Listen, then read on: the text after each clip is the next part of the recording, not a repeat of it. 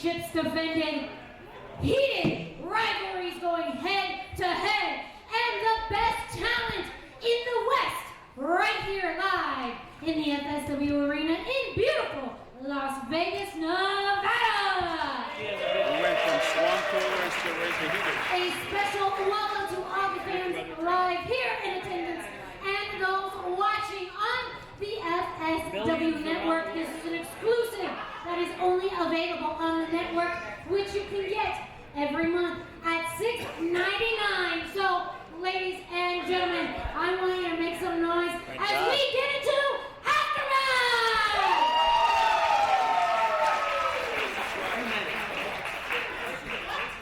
Now, FSW fans, our opening contest is scheduled for one fall with a 15-minute time limit. But our list is like 170 something. Introducing first, from St. John's, Arizona, weighing in at 192 pounds, John Wolfgang!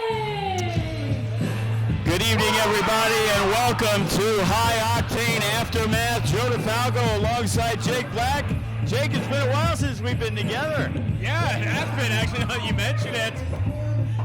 But we are ready tonight, just a few short weeks after Survival the Fittest, here on the FSW Network.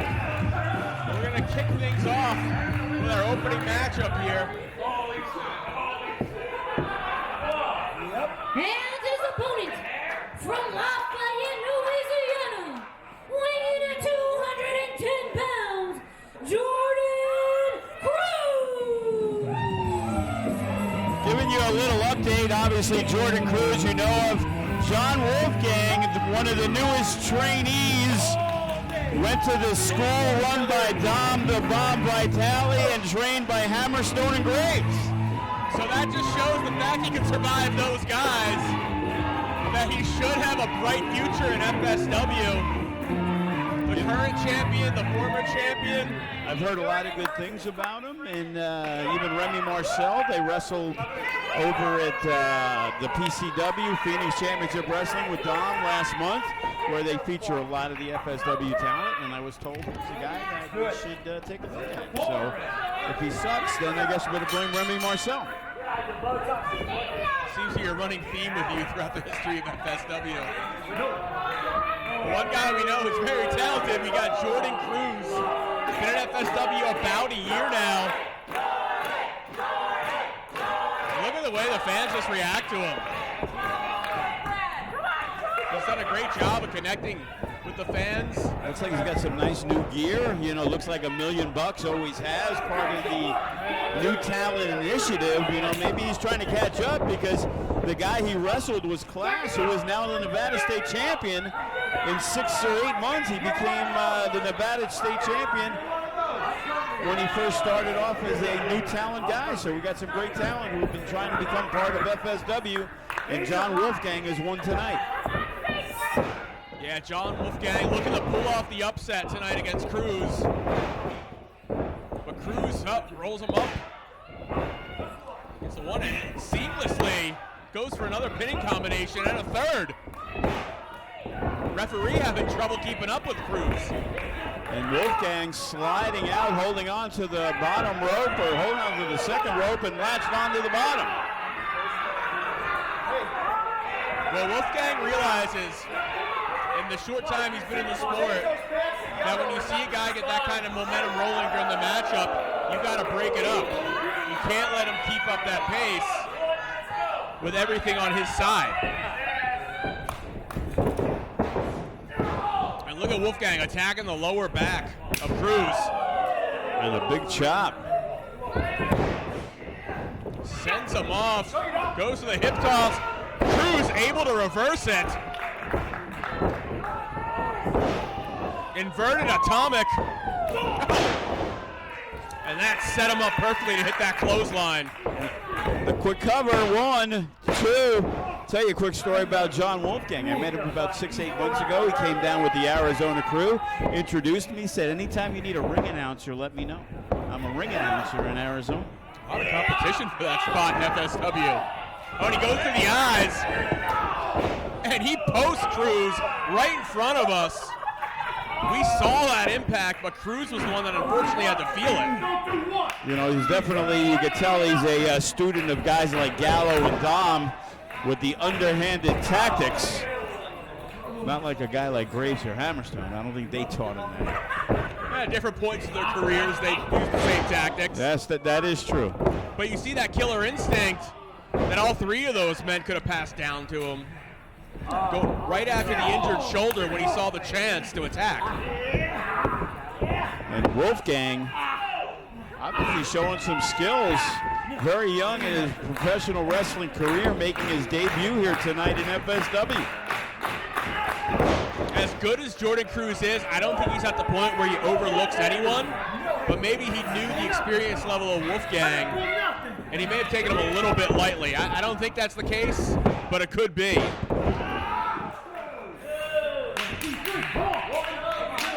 You see that shoulder's really bothering Cruz. And Cruz very slow to his feet.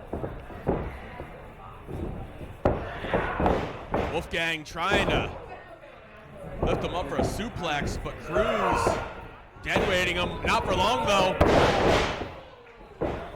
And the second time's a charm for John Wolfgang. 1, 2. You know, it was only 2, but there wasn't a lot behind the kick out on Cruz's end. You got to give credit to the youngster. He's taken it to Jordan Cruz, who's pretty established throughout the Southwest. And this would definitely be a big notch for the newcomer. Luckily for Cruz, it's not the injured shoulder he's got to swing with on that. Oh, once again, back to the arm. Almost looks like he's twisted him up in a variation of a key lock. And Cruz was close to the ropes, but he got pulled back a little bit. Yeah, top wrist lock from Wolfgang, but Cruz fighting out of it. A lot of the fans not familiar with Wolfgang inside the buildings. Oh no, but they will be now. Beautiful spine buster. But not enough, and the crowd trying to get behind Jordan Cruz, or they're cheering what John Wolfgang just did. Well, it might be a little bit of both. Hammerlock, and he's got all the leverage because Cruz is face down on the mat. He was trying to get through a cross-face chicken wing, but Cruz knew that would have been his demise if that got locked in. And the takedown by Wolfgang. And right now, Jordan Cruz struggling a bit. Hasn't really been able to get off the offense. And most of that is because of the damage that was done to the shoulder.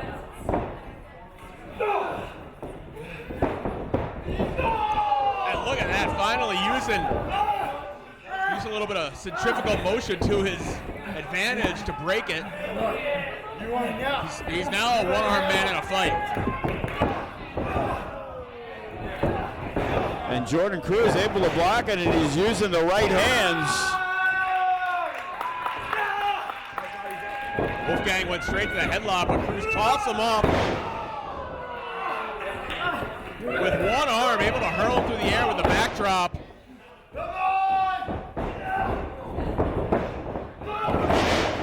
Great standing drop kick. And Jordan Cruz finally getting some momentum going in this matchup, still struggling with the left hand. Fireman's carry, ties up the legs. Into a Michinoku driver too. And there it is, Jordan Cruz victorious. Great way to start off high-octane, big victory for Jordan Cruz. You can tell the newcomer, John Wolfgang, definitely got a lot of talent. He does. Several points in this matchup, it looked like Wolfgang was going to win it, but Jordan Cruz hung in there, and in the end gets a victory to kick things off on this event here on the FSW Network.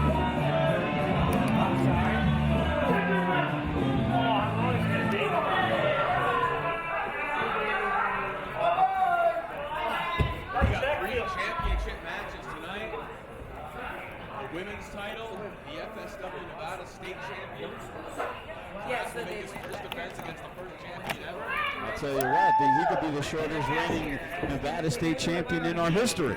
FSW fans, the following contest is scheduled for one fall with a 15-minute time limit. Introducing first, being accompanied to the ring by Danny G from South Central, weighing in at 187 pounds, representing Los Suavecitos, Ricky G.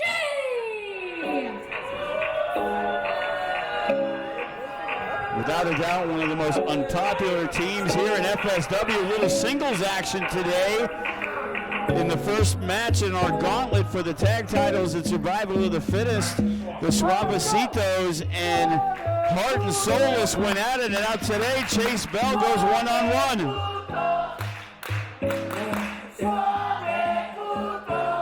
And there's the crowd letting you know how they feel about those Suavecitos. You know, it's very interesting how these guys are willing to talk all the trash in the world, but when it comes time for the fans to talk trash back to them, they let it bother them so deeply. Like, they're very thin-skinned. Well, you look at Danny, who's going to be ringside, I guess, with Ricky. When he's on the canvas in a match, he's ready to throw down with the fans. Imagine when he's only 2 feet away and somebody gets at him. We may need security to monitor him during this whole match. Where's Raul Reese to handle him? But Danny, one of the more talented young wrestlers we've seen in FSW. Several times it's looked like these guys were going to break out to the next level. They got on a great winning streak for a while there under the guidance of Adrian Quest. Let's see if they can get back on that tonight with the victory. And it looks like Danny's got his 40 ringside. From New Orleans, Is he old enough to drink? Louisiana, weighing in at 210 pounds, Chase Bell!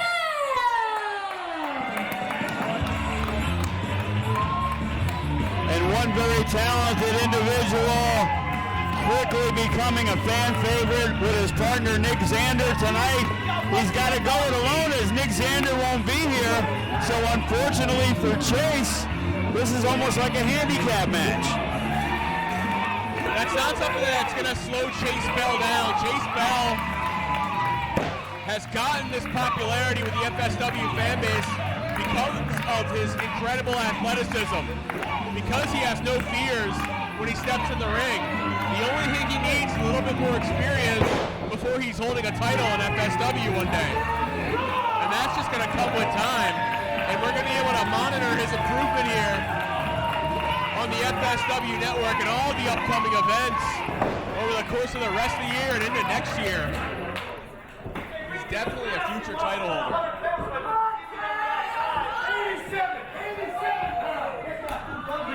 It's going to be interesting to see. Both competitors used to tag team action. More so Ricky than Chase. Chase had a bunch of singles matches here in FSW. How is Ricky going to react when he needs to make a tag? He's probably just going to get yelled at by Danny on the outside to beat that fool. Wow, holds on to it with a collar and elbow. Send it back to preschool, Chase. Let's go. It looked like Ricky was actually talking trash when they were in the collar and elbow tie up there. Pretty sure they were. You know, their mentor, Adrian Quest, not here tonight. He will be back for our Halloween show on October 30th. Nice sidewalk takeover. I know you're looking forward to our yearly casket match on our Halloween show. Love the casket match. I don't want to give it away, but Funny Bone will be here. The gimmick infringement battle royal, I assume. That's right. That will be back, yes, no doubt about it.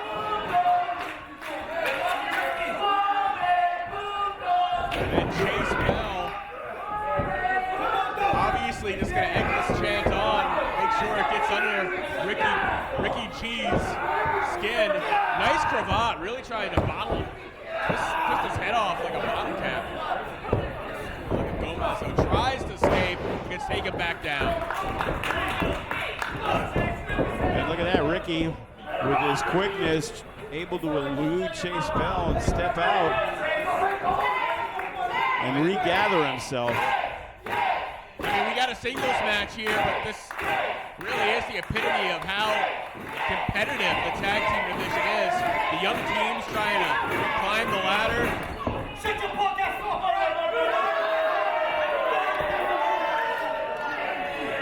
As Ricky is giving his partner words of encouragement, he stops to yell at the fans.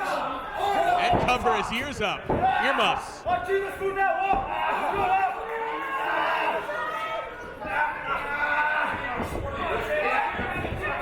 men have been showing a great level of chain wrestling skill in this matchup so far. Right now, the chin lock. Chase Bell wrapped around Ricky G. He's disabling the arm in this submission. Oh, here we go. Ties him up like a pretzel. And he's been attacking that neck all matchup, at least the year so far. Ties him up. And he's had him in a great position. And Ricky almost goes down, but the big clothesline over the top rope. You know, when you're on the outside, I was going to say, oh man, Chase Bell took about a second too long. Left himself wide open for Gomez. Right to the back of the head. Drills Chase Bell. Now Chase Bell, it almost looks like he's looking for a partner.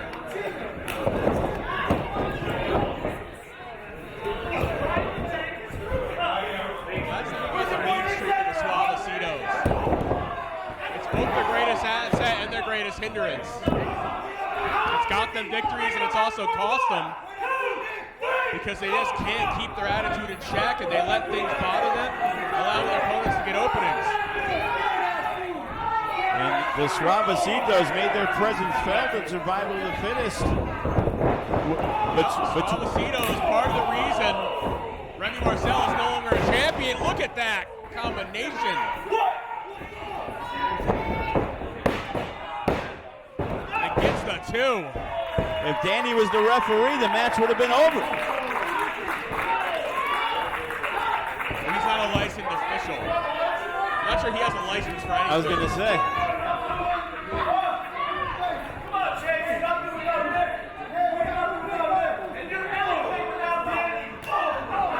That forearm exchange, Chase Bell got the best of that one. Well, that's the thing, the trash talk out of Gomez. So it's fired up Chase Bell at this point.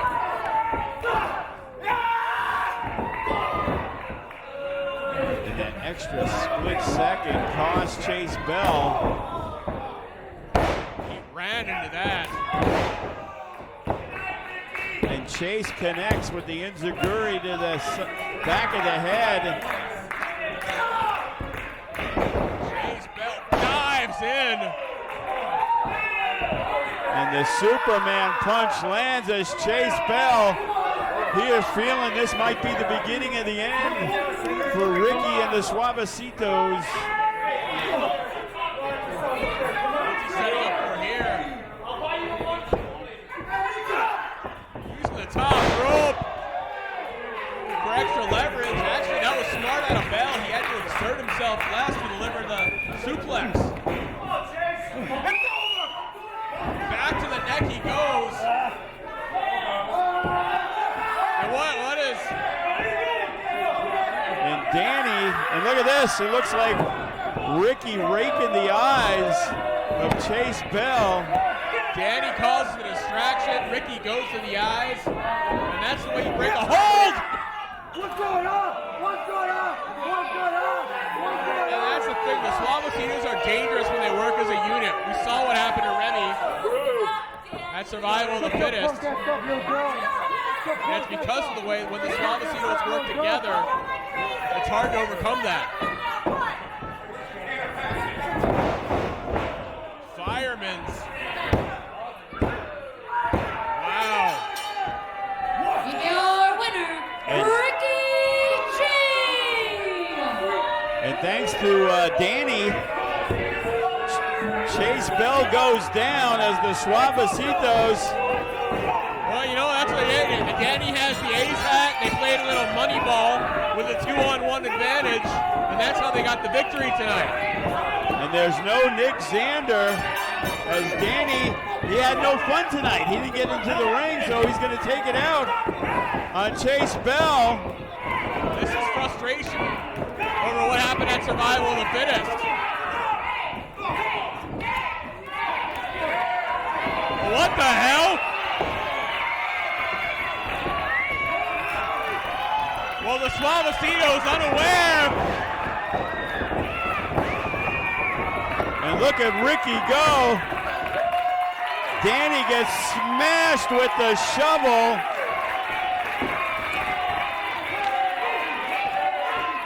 I mean, I don't know. Remy wasn't here to save the day. He was looking for some redemption.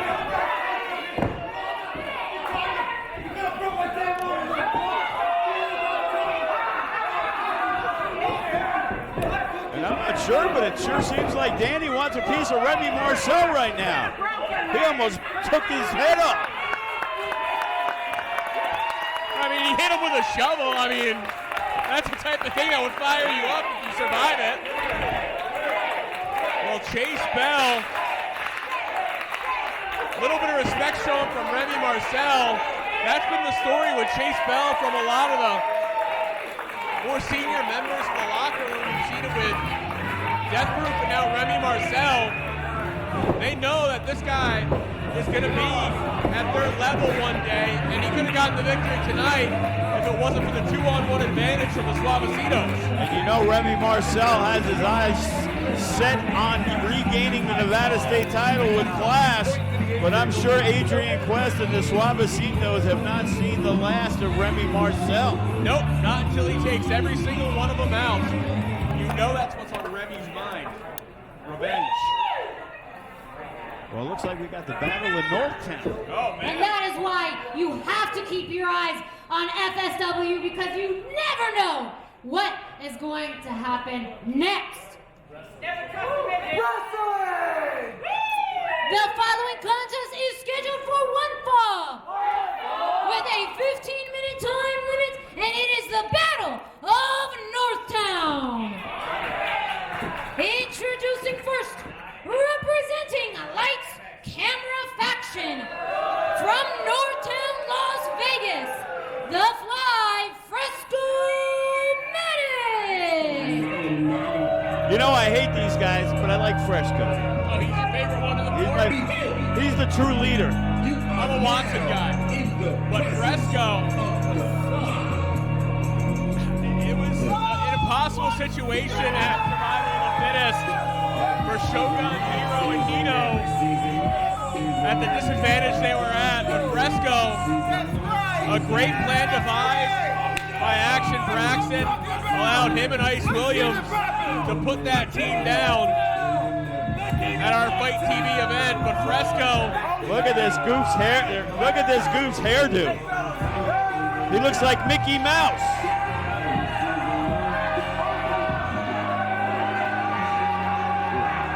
And you can hear the crowd. We talk about the heat the Suavecitos get. It seems like Lights, Camera, Faction have surpassed them. you know, it's like a yelling contest. They yell at the crowd yells back at them. A lot of noise when these guys are around. And Fresco's gonna need that tonight because he's gotta take on Nino Black, who is the king of Northtown. You know, I see on my sheet that we're going to be joined by Ice Williams. I think I'm going to have to go take a bathroom Oh, we break have or 3 something. microphones. Yeah, but I think somebody was calling me in the back or the front. Which is it?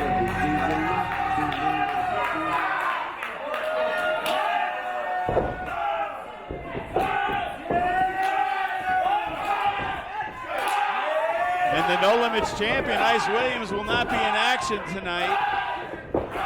But I guess him being around is close enough to action.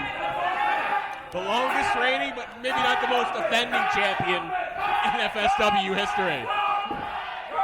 And his opponent from the real Northtown, That's right. the Menace to Society, Nino Black!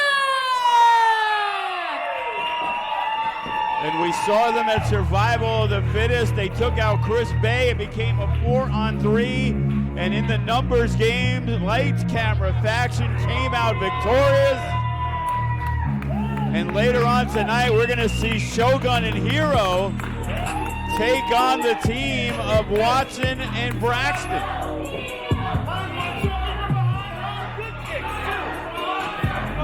Some fallout, and right away, similar to what happened on the streets of Northtown earlier this week, an absolute slugfest, and no one's safe. Joe DeFalco almost got taken out. That's the battle of the North.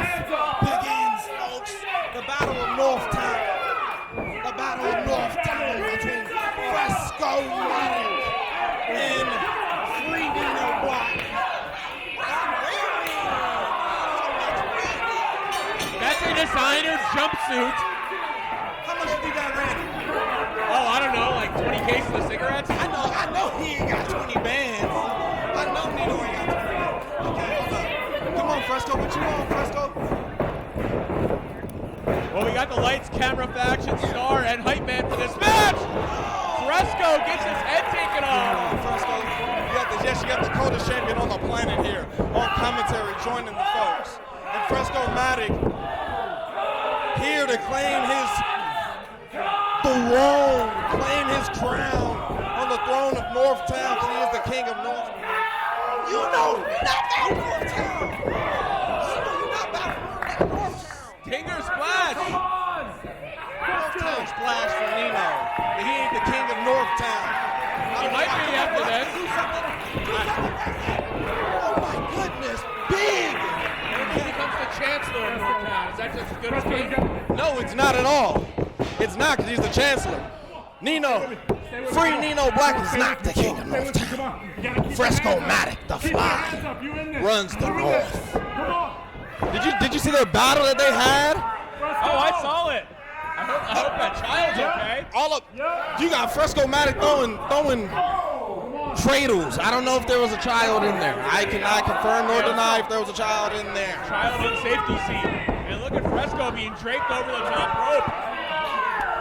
Nino Black going on top. Braxton has to do something. Well, Braxton's out of the match. Thank you, Braxton. Thank you, Fresco. Bye-bye, Nino. Down goes Nino Black. Down goes free Nino Black. And Fresco-Matic holding down the ring, just like Lights, Camera, Faction holds down future stars of wrestling, folks. And this ain't cap. This ain't cap. We run the show. You know we're on top of the show now, right? You know there's nobody else to hold down the show. We've been holding down the show the entire time, but now we're definitely gonna hold down the show. I hope Hammy gets better. I hope Hammy gets better.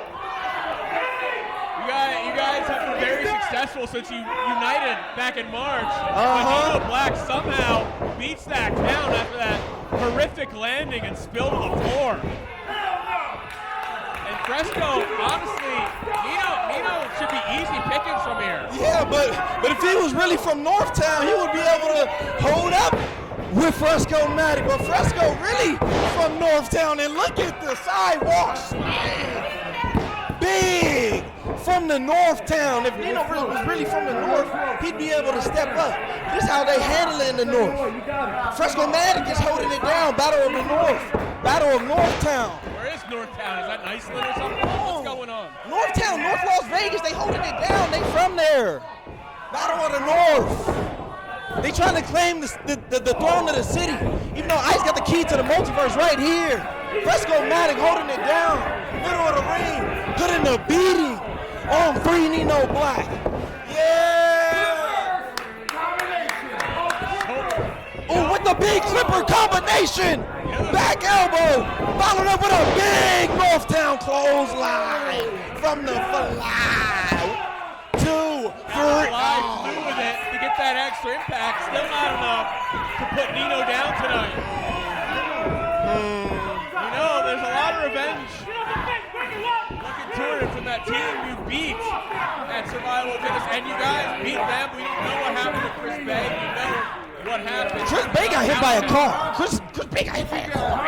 Anyone get a license plate? Does anybody know who's driving? We have to find that maniac. Somebody's out here hitting people with cars, and they're just out here? They're just out here hitting people with cars at Future Stars of Wrestling? Who could do such a thing and get away with it? That's crazy. We got lawsuit on the case, so it'll never be solved. Needs to get footage or something. Chris Bay. Somebody find the footage. There's got to be more footage or something. Goodness, and Fresco Matic holding it down. Fans to say with your new hairstyle, you still look like a Muppet. Who are some? I look like that guy. Ice is that. And I look like that. Ice is that. He is that. And I look like that. Because I am that. Fans putting up the flag lock. And the Future Stars of Wrestling nerds in the audience. Disrespecting the most important faction to even come out of Future Stars of Calling Wrestling. them nerds, look at the cinephiles you hang out with. You mean the top dogs? You mean the guys that's holding down this company? You're talking about these hyenas, these dogs that I got with me. That's protecting the most important championship reign in all of professional wrestling? Huh? Look at the way Nino Black, not intimidated by the numbers game. Let me ask Siri. I should ask Siri. Oh my Wicked goodness. clothesline in the corner. Nowhere for Fresco to go, but he absorbs it and then attacks on his own. You know I've been champ for 623 days, right? 623 days, the most important championship reign in all of professional wrestling, by the way. I want somebody with a championship to say otherwise to Ice's face. And look at Fresco Matic going up top, about to get him this big superplex, but Black with a big head. Oh my goodness. It'll be 694 days at our next event here on the FSW Network. But will Fresco be there to celebrate it with you? Boy, it's road to 1,000, because that's all Ice is worried about. It's road to 1,000 days, Jake. Nobody's going to stop that. You know your friends in a lot of trouble here, and you're talking about 327 days from now. You're right. This is the Battle of the Northtown. Let me stop talking about Ice. And Nino Black, clothesline after clothesline. This is the Battle of the Northtown. They think they got to claim the throne of Northtown. Who gonna do it? Fresco Matic holding it down. But Nino Black on top right now. Fresco, you gotta do something. You gotta do something. Nino Black might be the most dangerous man in Northtown. There's Fresco. I have something to say about that. I truthfully have something to say about that. Fresco gets countered by Nino. If Fresco run Northtown, he gonna leave with Northtown on his back. I promise that. Senton right across the ribs of Fresco, who barely lives on in this match. Fresco, come on. Come on. Get up. Watch out, Fresco. Fresco in a lot of trouble. Look at that Fisherman's Buster. And now, where the hell are you going? Well, my broadcast partner hits the brain freeze.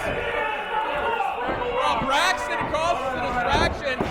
And this, in theory, should And do it. Fresco Matic wins it, folks! King of the North! King of Northtown! Fresco Matic runs the North! Every season is season!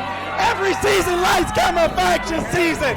Every season, all season! Well, where's the crown? And did you guys invest in a crown?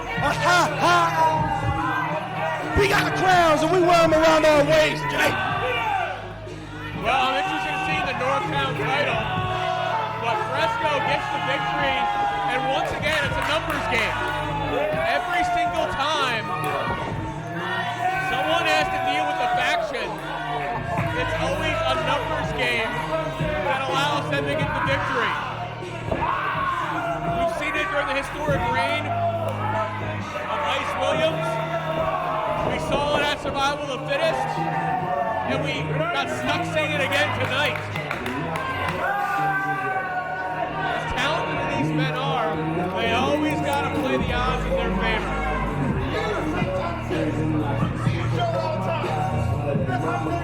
Oh my God, I think the fans would kill themselves if you were back here.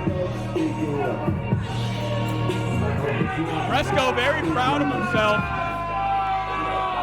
I'm sure that they would, I'm sure that you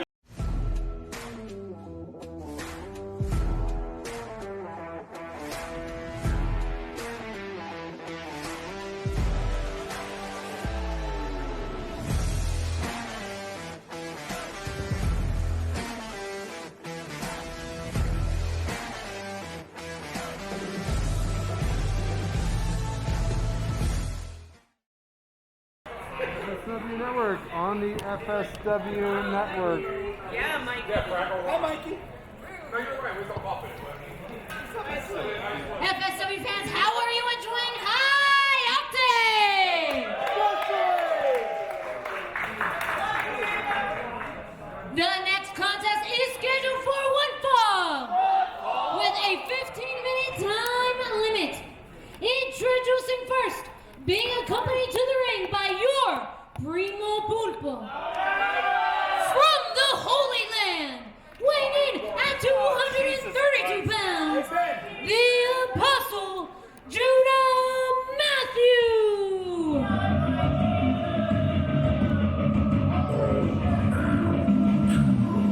A man we have not seen since a while. I believe the anniversary show. It's been a while since we've seen this man.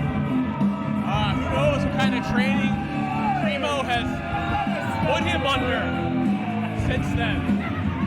I heard Judah had some business to take care of up north, and that's why he's not been around. Up north where? Was it on this land? I just heard up north. Well, we just had the Battle of Northtown. That Primo Popo, one of the most diabolical men in FSW, guiding this guy.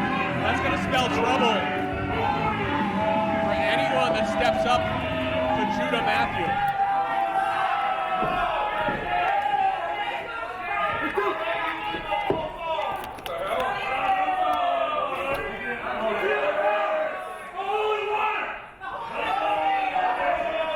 Is that the holy Fiji water? Is that just for storage? Where'd you guys get that holy water from? Couldn't get a better container?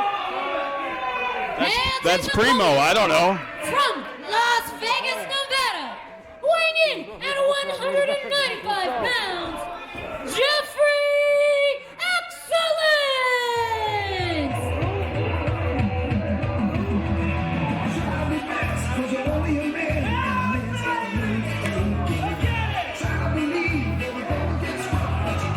Jeffrey Excellence, trained by Luster and Thornstowe of the Reno Scum. You know what? Despite his happy demeanor, you know he's tough if he survives those guys.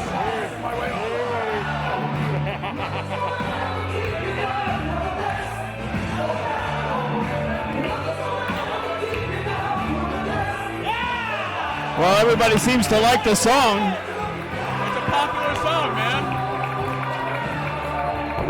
It's no holding out for a hero, my friend. Over the top. Jeffrey Excellence getting to make his FSW debut. Most people, when they see the size of Judah, would be a little frightened, but he's been under the wing of Buster and Thornstowe, Reno Scum. Size is not something that's going to intimidate him when he steps into battle.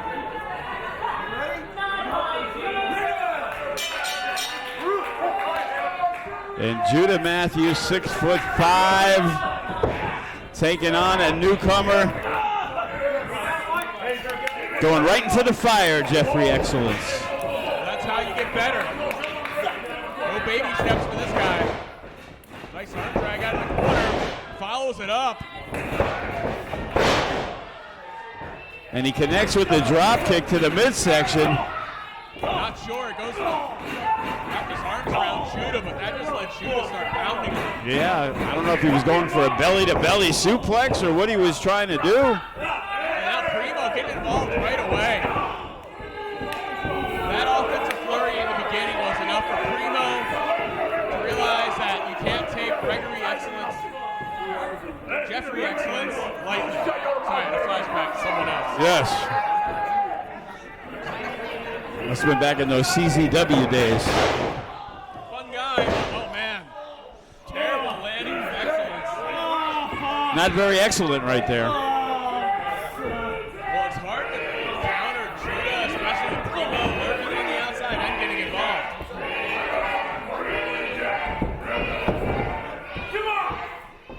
And right now, Judah in total control. That's the thing when the pace slows down. Judah has time to plot what he wants to do next, what kind of destructive ways he wants this match to go. And Primo to waterboard a guy on the outside of the ring.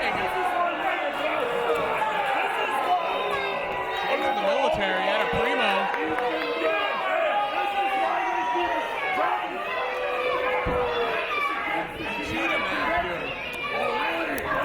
Endorses this kind of thing. Yeah, these. Maybe the biggest hypocrite we have. And Judah got him up, and it looks like he's trying to finish him off already. And the chokeslam countered. Excellence. Runs in, shotgun. Full body weight behind that elbow. Oh, and that's a crash landing right there from Jeffrey Erickson, but he misses the big boot. There's that belly to belly he went for earlier in the match.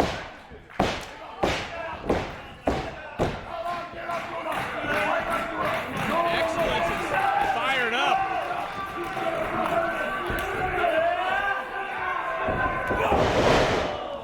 Oh. This flew chest first into the boot, and this should end it. And the choke slam won. And that is it. Quick work from Judah Matthew. Your winner, Judah Matthew. Not being paid by the minute for sure. It's not how he collects. Then he collects by the violence he dishes out, by the pain his opponent's in. Want to welcome any of our new subscribers to the network checking us out live. Hi, Octane. We will be back with another show on Halloween night. The night before Halloween on October 30th. And it's going to be a big show. We got a casket match and, of course, your favorite, the Halloween Gimmick Battle Royal. Yeah, there we go. See your favorite stars of the past returning for one night only. Do we have Mischief Night in Vegas? Is that what this? Yes. Okay, good. Yeah.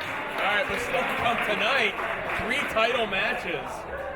Sandra Moon defends against Gypsy Mac. The Unguided Challenge for the tag team titles they never lost. That's one of the biggest matches, one of the biggest tag matches we're going to see this year. The Unguided looking to regain the titles. Yeah, that is a main event tonight. You know, Matt Vandegrift, he has been unbelievable in singles competition, and tonight is the first night the Unguided return together. The following contest is scheduled for one fall with a 15-minute time limit. Introducing first from Wakanda Studios, representing Lights, Camera, Faction, Action Braxton, and Watson. I don't think the fans had enough of a break for these guys. I'm telling you. Looking for the clean sweep tonight, as Fresco was victorious earlier.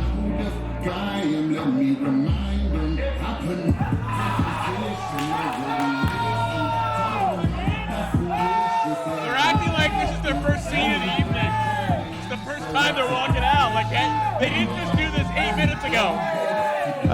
You know.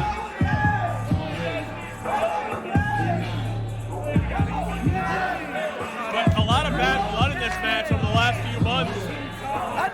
Shogun returns specifically to help take these guys out. Hero Lou has had issues with these guys for a long time.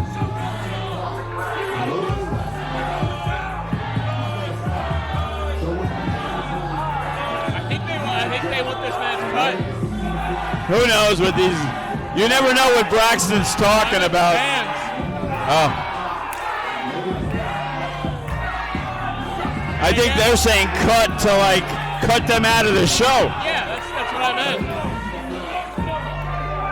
But again, we can't deny the success they've had since forming, bonding together. They got one win tonight. They won a survival of the fittest.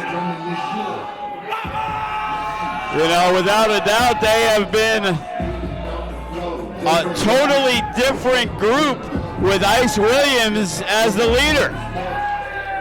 They needed that centerpiece.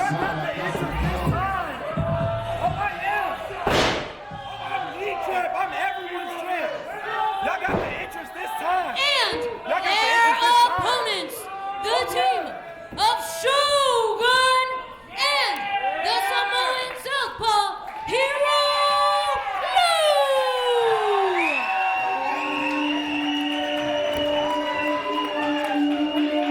And here is maybe one of the best teams in FSW that isn't a tag team. Yeah, an unofficial team. They've tagged on a few different occasions, and they have been extremely impressive.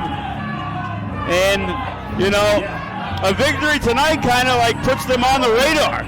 You know, who wouldn't want to see these guys against Toka Uso or Death Proof or even the Unguided? Well, they've had their issues with the Unguided in the past. It's actually kind of how publicly we found out how close they really were. Hero Lou had Shogun's back during that era of FSW. The 2018-2019 Rookie of the Year. They've been training partners for a long time. And last year, they were the winners of that Halloween Battle Royal you mentioned earlier. There you go. Co-winners.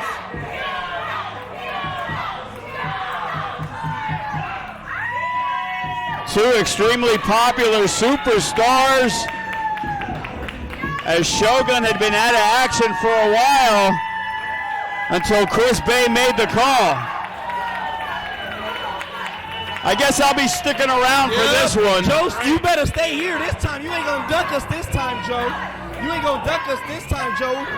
You got the faction boys. You know, the most important question is, who does your hair, Ice? Ice does his hair. My cousin, she does my hair. Muhammad's Braids and Beauty.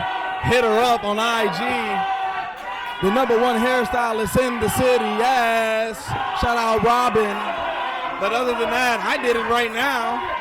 And you got the most important faction in the company doing the most important thing, which is taking down your guys. People you always put up against the faction, Joe.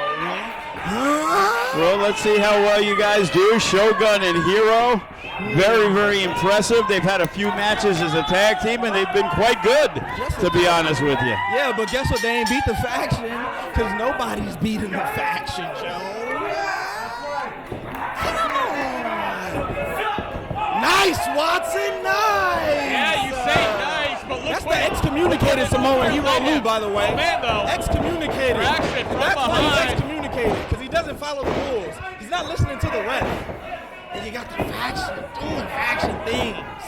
And taking advantage with the numbers. You guys know how to do that very well. Ice is all about the numbers. 623 days of the most important championship reign in all of professional wrestling, Joe. Oh, Just my let a goodness. monologue. It's like really bad Shakespeare. Braxton, do something. Oh, wait, this story, this match is going into like great Shakespeare. No tragedy yet. And the big axe handle from Shogun to the back of Watson. drilling the knee into the midsection.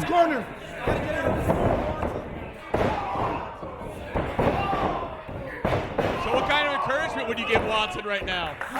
What kind of encouragement would you give Watson right now? I'll tell Watson, let's focus up on the bag and get up. You know, Shogun's very big, so you really can't do much when you're in his hands. High key, so he just needs to figure out a way to do this. Shout out to, I need Braxton to get involved. See what he just did to your director? And the tag is made. Hero Lou.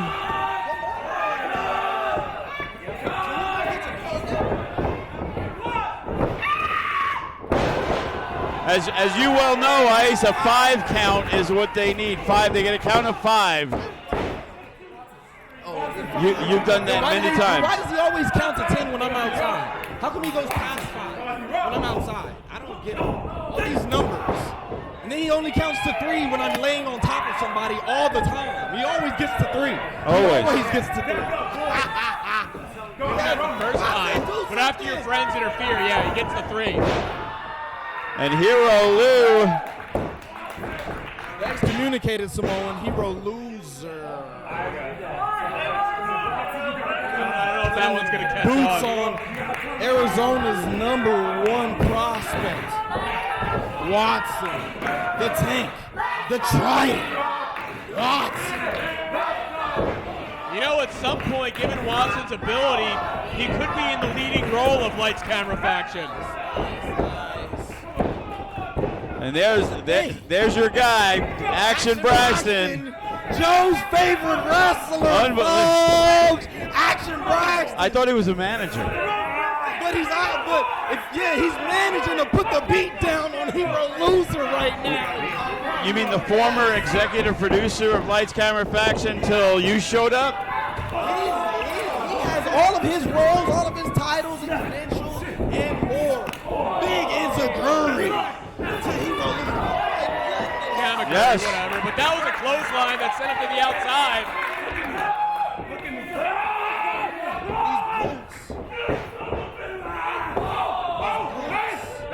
Put us up against. The tag is made as Hero's got Braxton up and down he goes. And look at this, Shogun. He's ready to roll. Great elevation on the leg drop.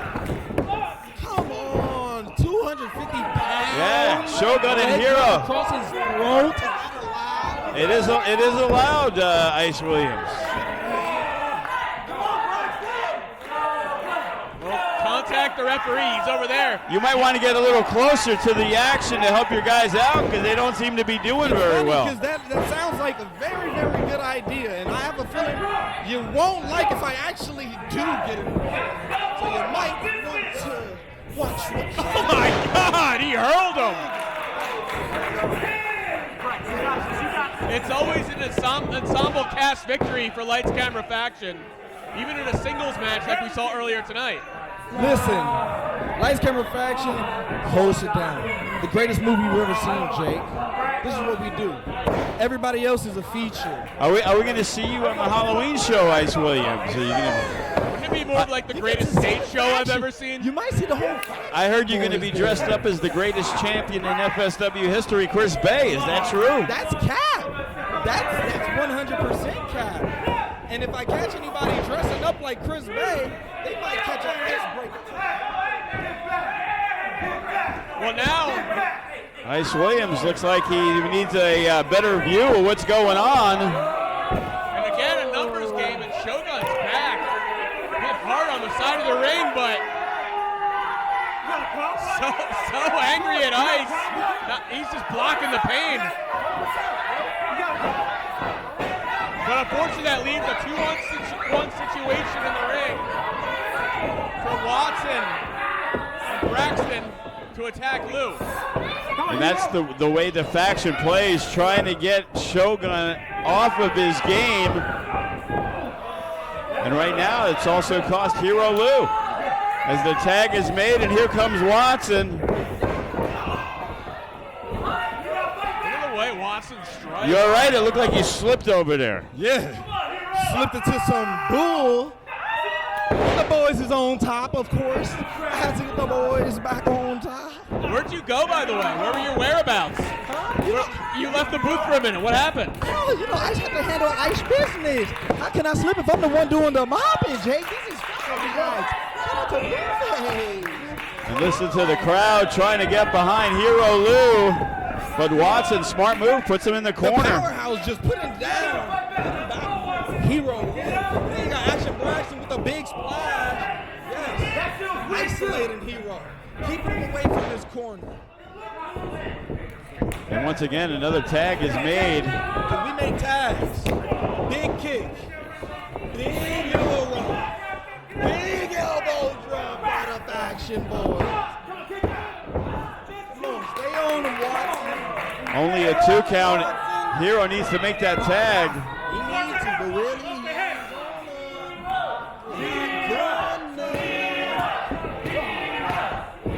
most important faction in all the professional wrestling. Yeah, I think I heard that earlier. And you're gonna keep hearing it. You're gonna know everything when you get ice. When you got ice around. Because with ice around, it's a And Hero Lou fighting back with the big left hands. The Samoan southpaw. That's the thing about Hero Lou. He's got that resilience, but he's been worn down a lot. And the big Samoan drop. Ice, you might need to go handle some more Ice Williams business, more faction business. Faction's gonna hold it down. You need some help. Two on two. You guys can't get the job done, it looks like. Yeah, that's bad odds for you. It's crazy because the faction gets the job done. We always get the job done. Then make a tag, and that's We get the bad job news done when for it Braxton. matters. When the job matters, when it counts most, that's when we get the job done.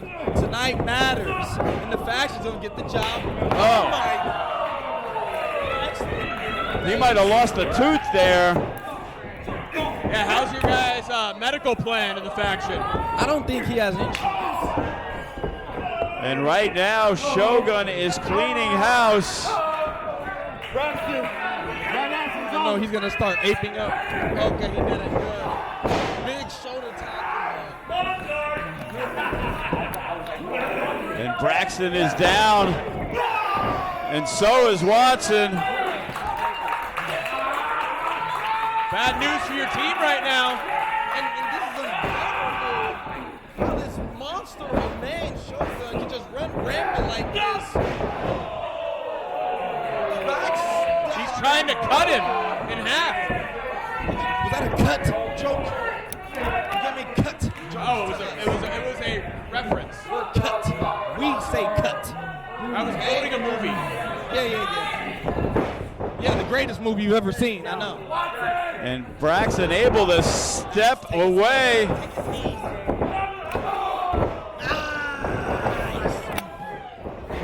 Big spear! And the big spear, 1, 2. And Hero Hero Lou makes the save, or the faction would have swept it today. And down.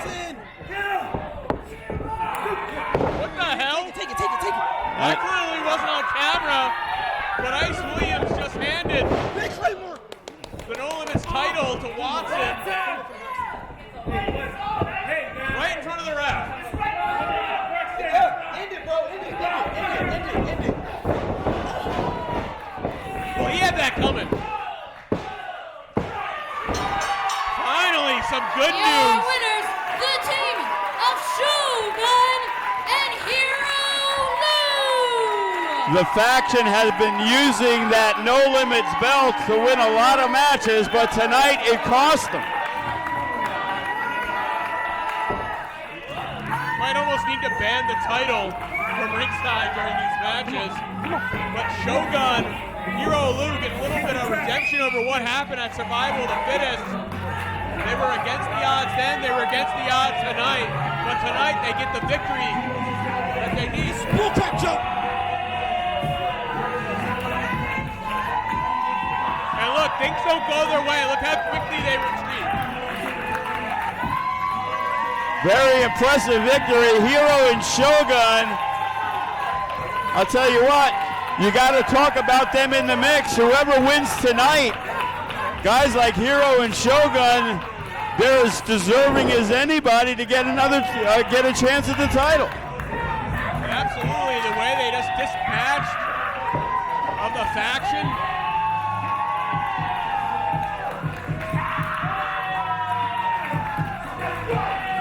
Still a lot of great things to come tonight. 3 championship matches. As you phrase it, as the most anticipated title match of any kind. Tonight, the tag team titles will be defended by Death Proof against the Young Guys. Oh man, they frightened me. I thought something was going on over there. You know, Death Proof, they've taken out everybody in their path, and now is their opportunity to prove that they are the top team. Many people felt that as good as Death Proof is, they haven't beaten the Unguided. Well, tonight, they have that opportunity. Yep, for the first time in about a year, Death Proof and Unguided will take each other on tonight, this time for the tag team titles. Coming up next, we're going to have our Nevada State title match. Class making his first defense. Will it be his last? FSW fans, do not forget that you can visit FSWVegas.com for information on upcoming events, talent announcements, latest news, and much, much more. Also, don't forget that the FSW Network is available for $6.99 a month at FSWNetwork.com and on all mobile devices. $2 more. The following contest is scheduled for one fall with a 30-minute time limit, and it is for the FSW Nevada State Championship. Introducing first, from 6 feet deep, this is Graves! Former FSW heavyweight champion, Nevada State champion, tag team champion, wrestler of the year.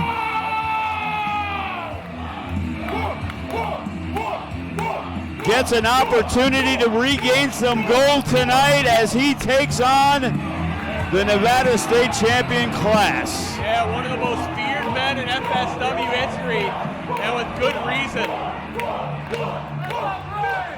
He's got those dangerous suplexes.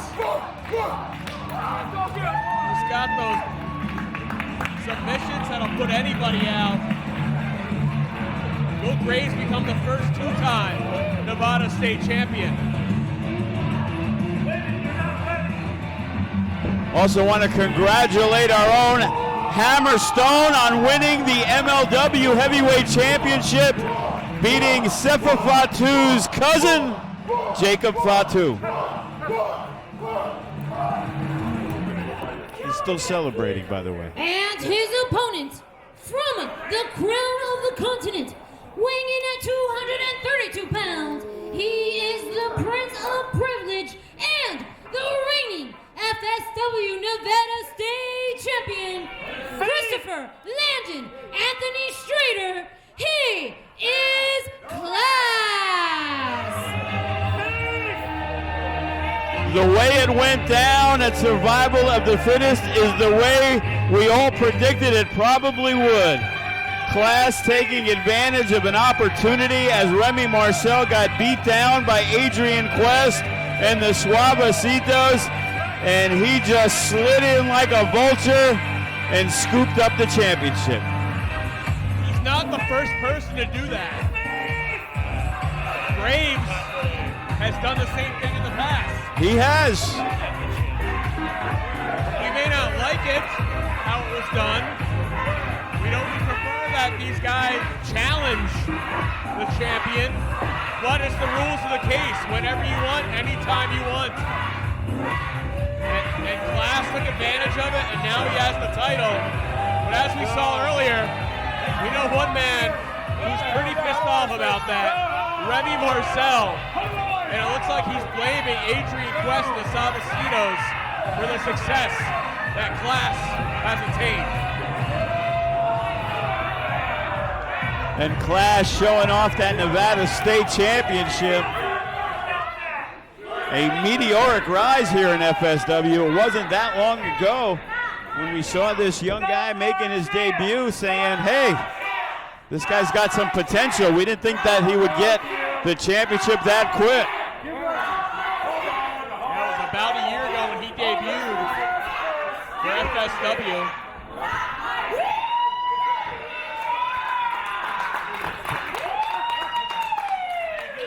Graves with his own personal stylist. Yes. Hope he doesn't have lice.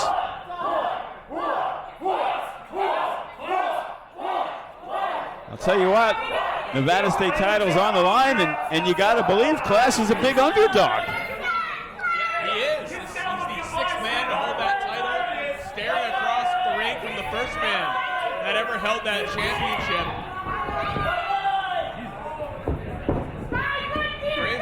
It's all about a look into the past and possibly the future. What do you think it would do to a doctor of psychology and if his first title defense he lost it?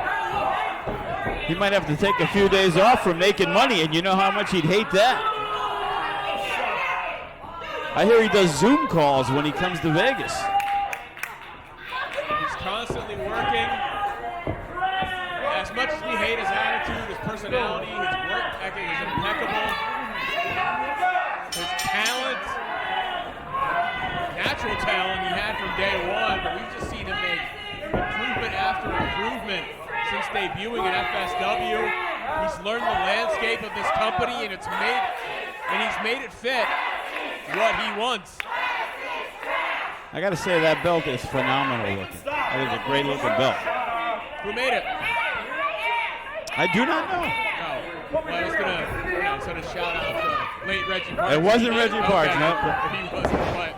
Not that I'm aware of. I might have to find that out. Well, here we go with Graves, who is not going to let anybody get in his head. And when he steps in the ring, he's focused on the task at hand. And a guy like Class should definitely not be trying to go hold for hold with Graves. What strategy do you have against Graves? You can't strike with him. You can't go hold for hold. You can't brawl with him. You know, maybe kick him in the nuts. Hey, he will retain his title. Well, he did not go quite that low. Well, don't do it. You know, try not to do things in front of the referee. Like, I don't think there's a lot Class can do. I'm thinking we're going to have a title change, to be honest with you. And Remy Marcel's going to be upset because he's not even going to get the opportunity to get a shot back at his title. Well, you know what? Last time Graves had a title, Remy Marcel almost defeated him for it. Almost. So there's some history there. Oh my God, look at that. Class looks like he's fearing for his title reign every time Graves goes after him. Look at that heel hook. And that's how you know as intelligent as Class is when it comes to IQ for taking tests and analyzing people. Graves' in-ring IQ, his IQ on how to hurt people is insane. You know, and the only thing I could see a guy like Class doing, he's going to switch up the pace, get out of the ring. Maybe he's admiring that belt for the last time, Jake. Also could be his motivation.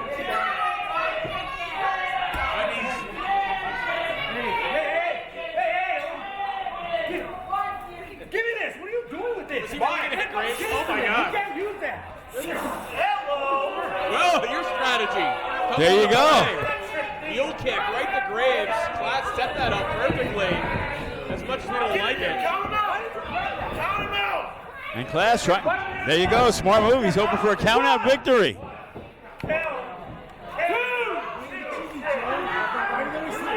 I figured he would do that, Graves.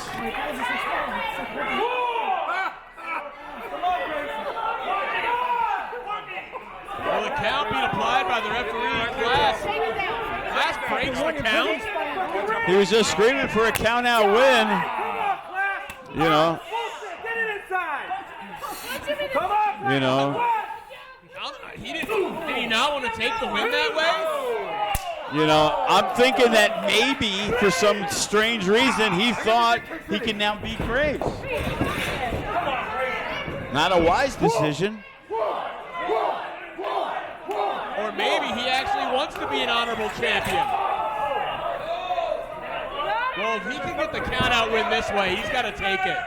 Lightning usually doesn't strike twice. You usually don't get an opportunity 2 different times at any point in a match to beat Graves. You're lucky if you get 1.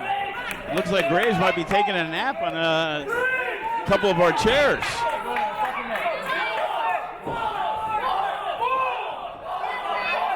Crowd trying to psych Graves up. Want him to get back in the ring and win that title.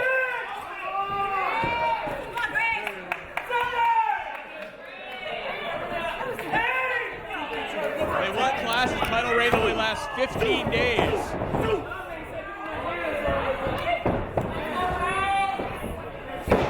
And right now, Class is trying to take it to Graves. He sees that opportunity and he's trying to finish him off. Yeah, but just when you think you have Graves down, he comes back to life. Like Class trying to hang on to it. He's got it this time. He's not going to be put down by Graves. Oh, look at that. The opportunist that he is. Graves Class using the top rope on Graves. And once again, he's going right for the kill. You got to give him credit. He's keeping the pressure on. Look, he wants to be viewed with the great champions that FSW has seen for any title. But he's got to get past his first defense. And this might be the hardest defense if he wins that he ever has to contend with. But he's really pissing off everybody in that 6 miles deep area code.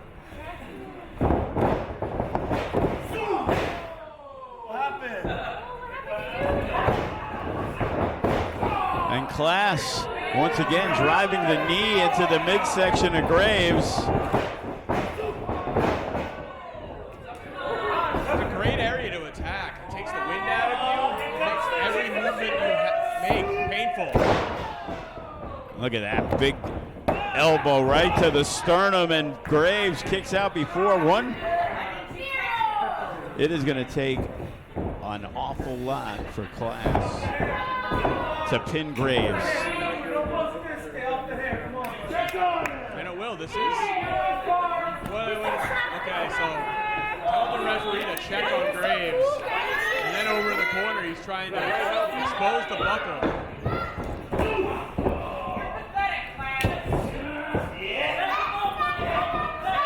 Taking every shortcut he can now in this matchup. And it looks like Class trying to take the top turnbuckle off. Trying to. He's got to move quick. So now the steel has been exposed. What's wrong with you, man? Damn. Oh man, but once again he mapped out a plan. And he uses the belt, and this could be it. Class is going to beat Graves. What the hell?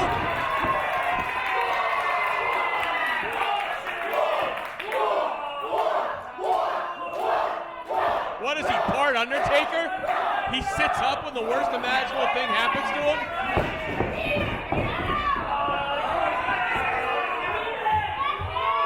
What the hell? And Class looks like he is just walking out of the match. I mean, ultimately, for a champion, I think a count out should be considered a forfeit. Oh, look at that. He is not going to let Class Escape with the title.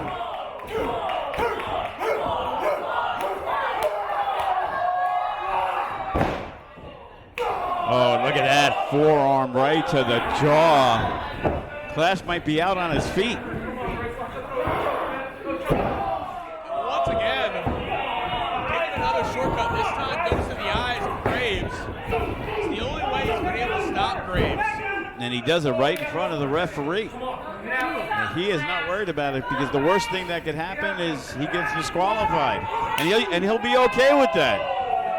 Yeah, but what if it leads to another match with a different set of rules? If he lives that long.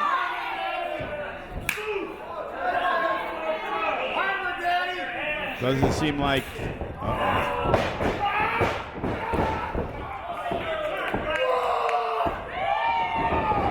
Oh my! Shoulder first into the steel. We saw in our opening contest, that was a turning point in that matchup. Is it possible that Class can pull off the impossible and take out Graves?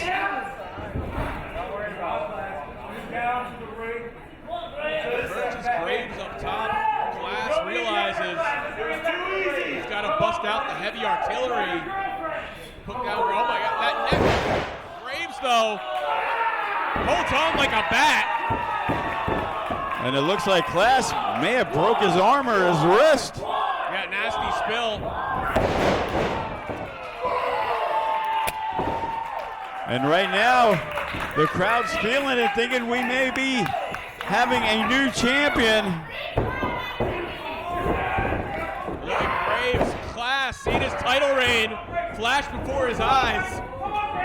At 2 weeks and a day in jeopardy. Ripcord clothesline. And Class going 1, 2. Catching Graves from surprise isn't enough.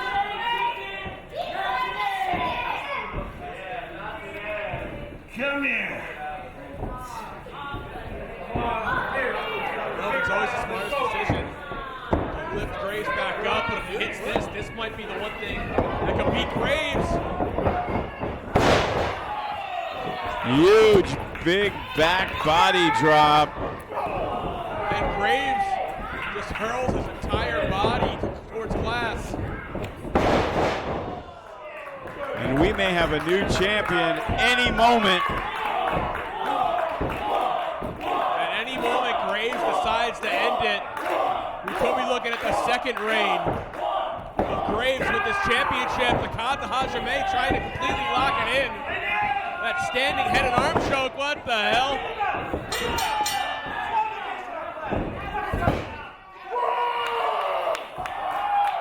And it looks. Winner by disqualification, Graves. But still, your FSW Nevada State Champion, Class. And Class took the easy way out. The referee was right there, and he knew he was going to be disqualified because in about another 5 seconds, he was going to be out. I like how the referee is explaining to Graves that Class touched him, and Graves just doesn't care. He didn't want to see it end that way. Class just bought himself more time on this title reign.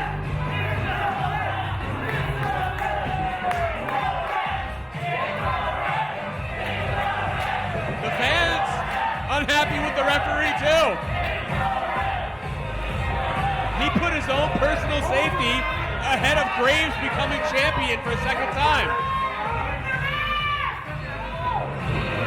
Well, maybe they need a rematch with a different referee, one that can handle himself. Maybe a no disqualification match, Jake. What do you think? Match, maybe get... Oh, look at the way he's eyeing you up. Maybe you have to be ref next time. I don't know what I did. You're the one that hires these refs. If inspiration is the beginning, where does it lead? Experience the 2021 Mazda 3 sedan and see where inspiration can take you.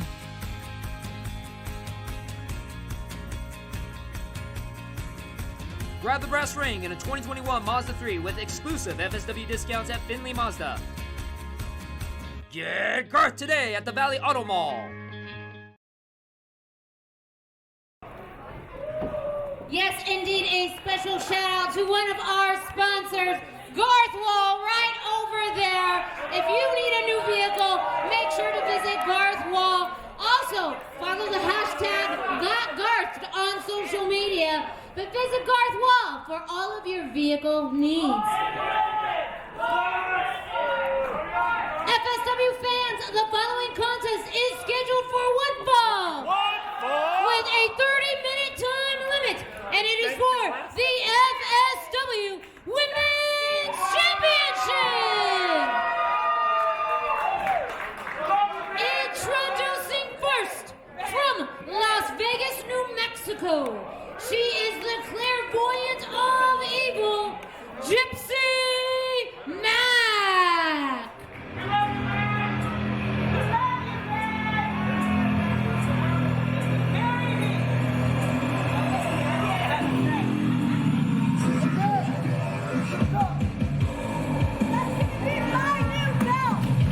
Gypsy Mac is definitely the type that's gonna confuse some of the fan base of FSW.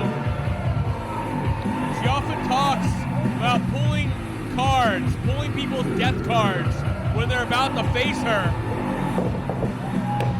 But will that be the outcome for Sandra Moon tonight?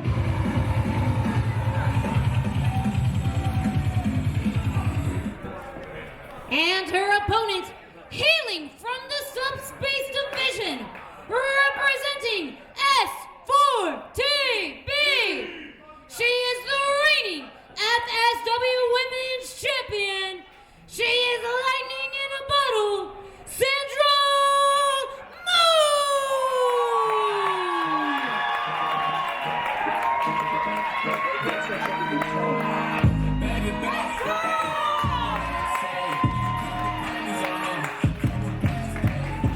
An over 2-year chase of the FSW women's belt was all worth it for Sandra Moon. On August 22nd, she fulfilled a dream she's had since she was a teenager and finally won that FSW women's title from Maserati. And one of the most memorable matches in FSW history. It was doors, ladders, and chairs. And tonight, she makes her third defense of that title against Gypsy Mac.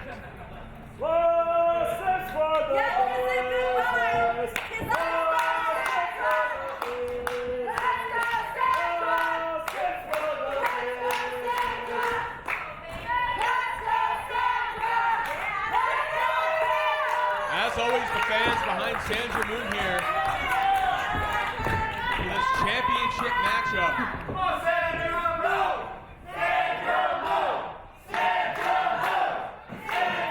I don't think Gypsy Mac realizes that she was stepping in the building where the champion had such a unanimous support.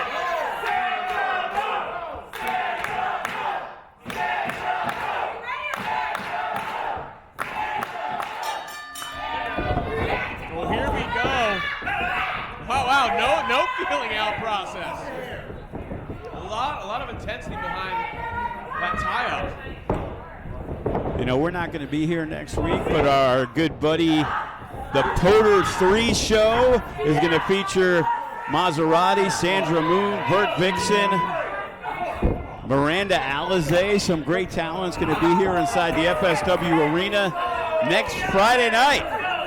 And I believe it's going to be available on YouTube for those who want to purchase it. Very cool, but will Sandra Moon go into that event riding a high as FSW Women's Champion? And I believe if she wins tonight, the title will be on the line as she's scheduled to go up against Bert Vixen, who we saw at the FSW Women's Show and was very impressive.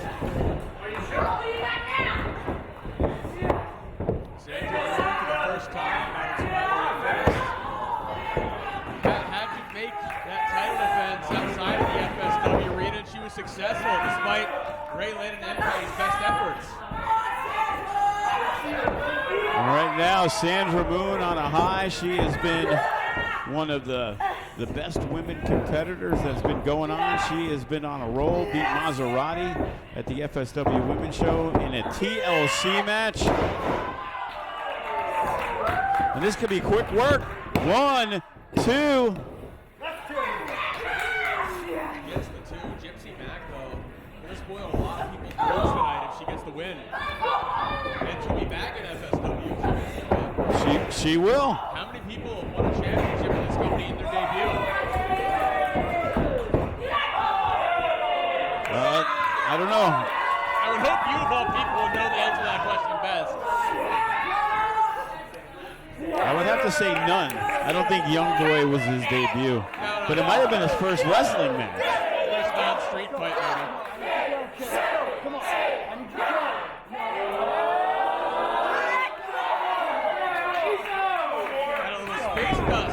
That last shot.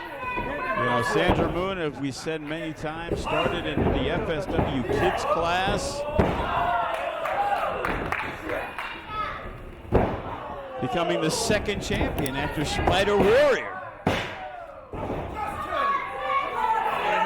Kobe's going to win every time. That's like 4 years down the line. You never know. Could be sooner. And into the corner goes Gypsy. Gets the boot up. Desperation. Saw Sandra charging.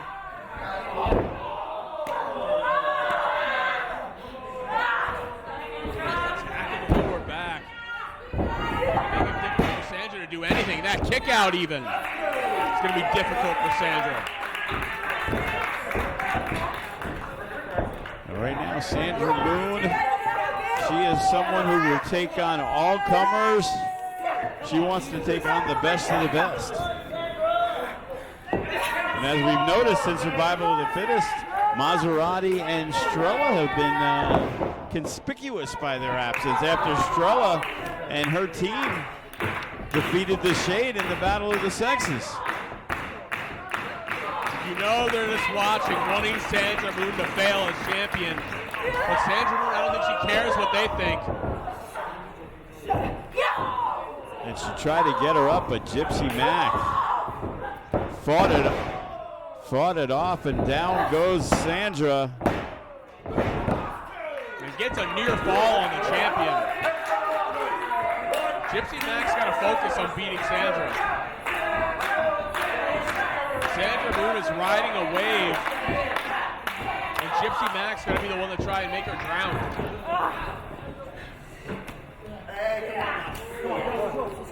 Right now, Gypsy Mac putting the pressure on. She's trying to get the crowd behind her, but they aren't interested.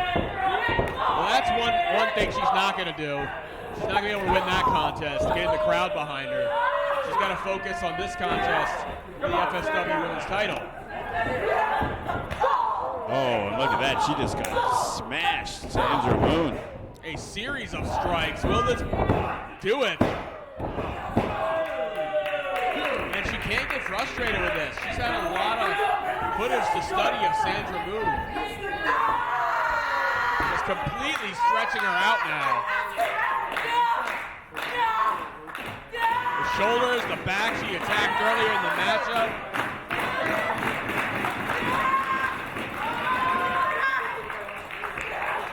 Sandra doing her best to fight out. And it looks like she is. And she got to her feet.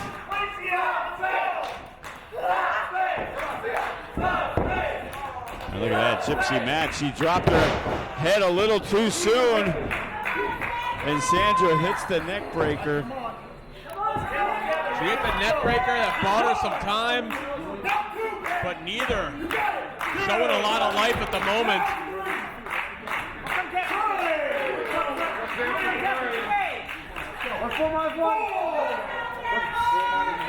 Referee about to be halfway through that 10 count.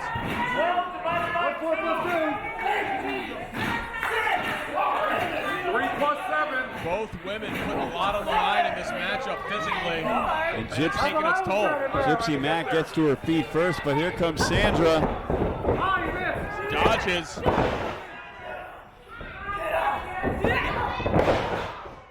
The clothesline in the back elbow. And And Sandra Moon just firing away at Gypsy Mac with those clubbing shots to her back. Oh, man. Not letting go, but she gets caught the second time. Great counter out of Gypsy. Sandra, though, a lot taken at her. It's going to be a struggle to try and muscle someone up.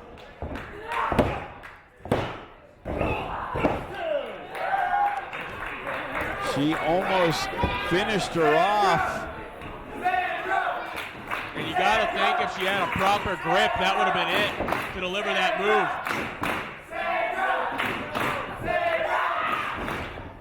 And once again reversed by Gypsy Mac. This could be it. 1, 2. And again, Gypsy Mac frustrated that she hasn't been able to put away Sandra Moon.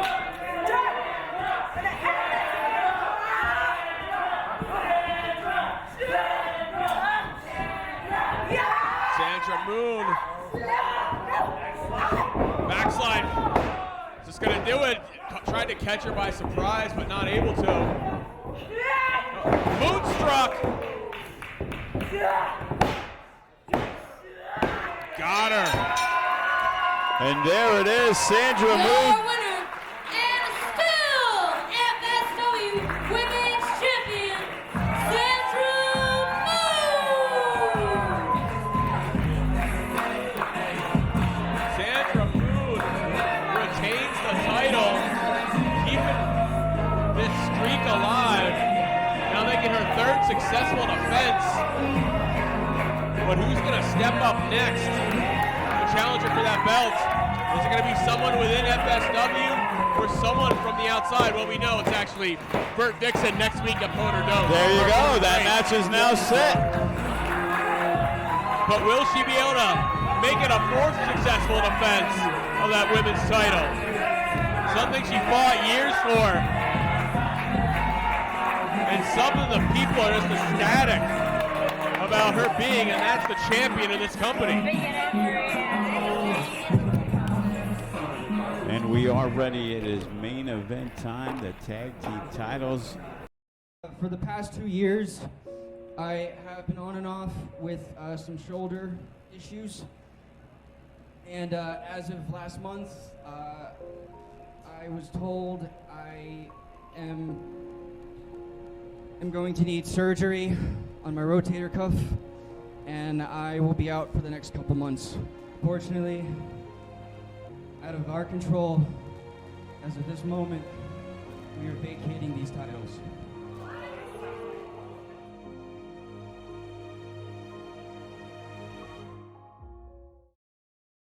Damian Drake. Me and Jacob Austin Young are gonna keep these shiny for you. No ifs, ands, or buts. The unguided are getting a crack at the big fight boys.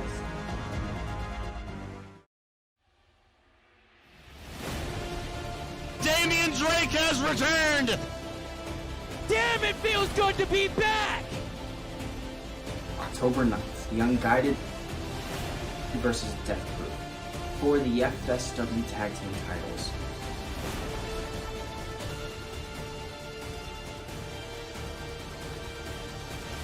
It's going to be a fight night for the ages.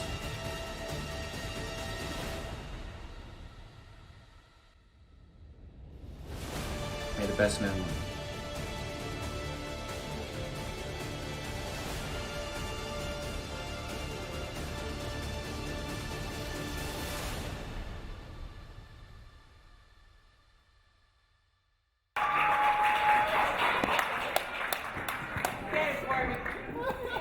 FSW fans, we have reached tonight's main event!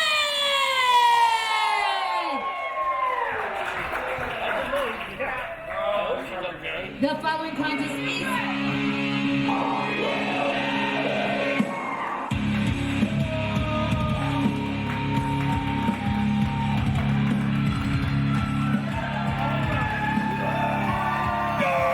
And coming out first, surprisingly, Jake, is the champions. Yeah, that's not usually how things go in title fights. Maybe it was a request by Death Group, I don't know. But here are the champions. It seems like Cody and Jake might be showing a little bit of respect to the Unguided, since that was not the team they defeated for the tag titles. Yeah, the Unguided never actually lost the titles. They had to vacate them. Death Proof, RMB went to war for those at the anniversary event back in June. And that essentially is what leads us to tonight. These teams were at each other's throats earlier this year, but now it's less personal and more about the goal. You know, no doubt about it, the FSW Arena, the place to be. This is a main event in any big venue that we run.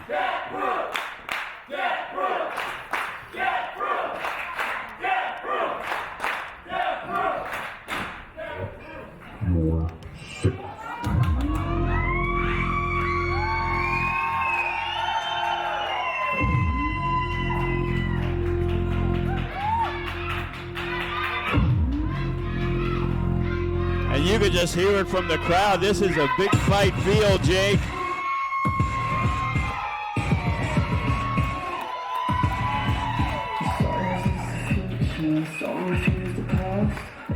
The former champs have returned. Matt Vandergriff is a man who might have the best year of anybody so far in FSW. Absolutely. But you can just feel it in the building. This is a big time championship match. There's a connection these teams have with the fans you don't see very often in pro wrestling. The Unguided, they defeated Kenny King and Shogun for the titles. They defeated Death Proof to be the #1 contenders.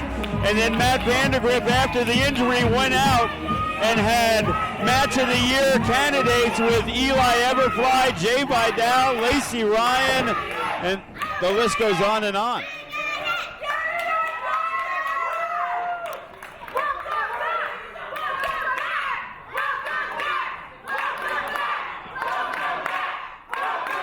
I guess it's welcome back to the FSW Arena.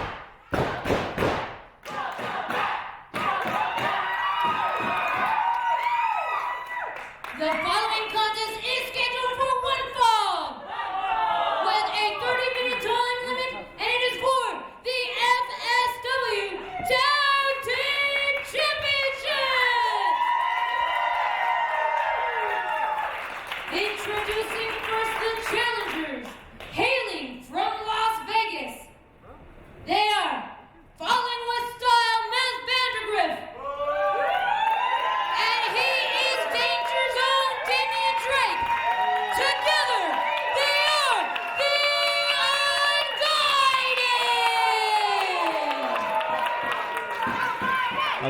I'll tell you what, this is going to be a split crowd. Both teams have their fans. And their opponents, they are the reigning and defending FSW Tag Team Champions, Jacob Austin Young and Cutthroat Cody Hancock. This is Death Group!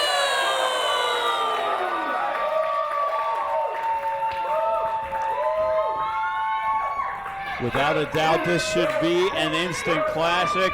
We've also seen these guys work in singles matches against each other, Damian Drake and Jacob Austin Young most recently.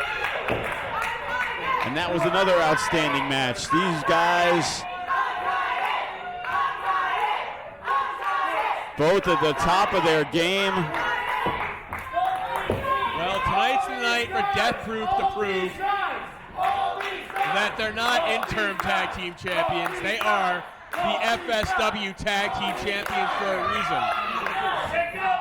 But in their eyes and in the eyes of some of their fans, Death Proof needs that victory.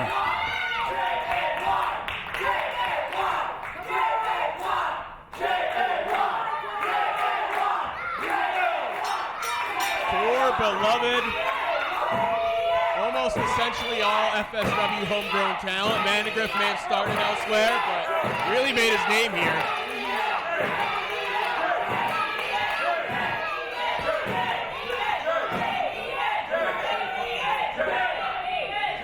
And as we said, without a doubt, a big fight feel, main event inside the FSW arena. And this is the 4th defense for Death Proof, and it's going to be the most difficult one they've had yet.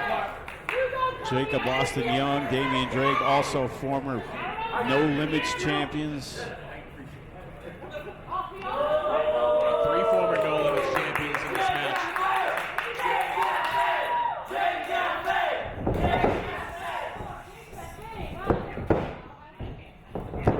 Look at this here. You can just see this little something extra behind everything, even in the early goings of this matchup.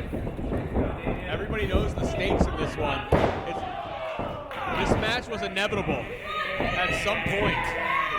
Ever since these two teams got in each other's faces over a year ago, the baddest against the side of the head of Cody. Everything has led to tonight for these two teams. Jacob Austin Young, one of the best technical wrestlers here in FSW. Once again, another beautiful arm drag. Look at that, though. Damian Drake always has the tremendous agility. I've only seen him back once. Oh, man, look at Damian Drake. Dodges and he rolls up. Jay, but he dodges that one. Neither man. Yeah, I don't think a sustained advantage is going to be a thing in this matchup.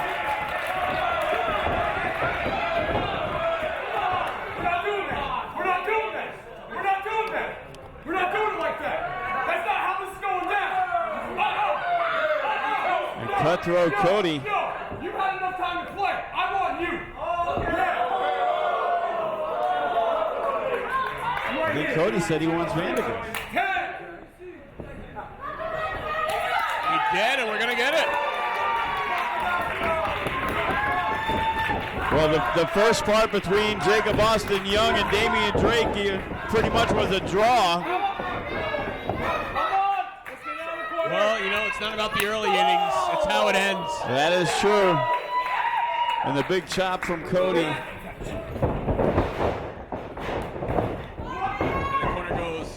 You know, definitely a little different dynamic as Damian Drake, Jacob Austin Young going to use a lot of speed and quickness. Matt Vandegrift the same. But Cody has some of the best mat wrestling ability. Oh yeah, Vandegrift's a freak in the air, but Cody is one of the hardest strikers in FSW, and it's hard to strike when you're tied up in a Lamahistral cradle. And a big chop from Matt Vandegrift as the Unguided look to return and regain the tag team championships. And as we've said with Vandegrift, one of the most athletic people that we have seen here in FSW. Sky is the limit for that man. Yes, but Cody clutches him, brings him down. It's a 2. Both men go for some quick roll-ups here. Come on, Rose, let's go. 3 break, boys. 1, 2, 3. Come on, Cody. 4. Cody thinking about it. Clean. Got 5 count, ref. A clean break, but Cody letting Vandegrift know he could have taken advantage of him at any point if he wanted to. He could have taken a shortcut, but he chose not to. Because that's not how he wants this match to go down, not like last time. And right now, Vandegrift and Damian Drake working some double team action. Right off the back of Vandegrift and into Cody goes Drake. Jacob Austin Young wasn't going to let his partner be double teamed. Asai DDT, standing moonsault. And right now, the Unguided, they have not missed a beat. But the Unguided weren't paying attention to Cody, at least Vandegrift wasn't.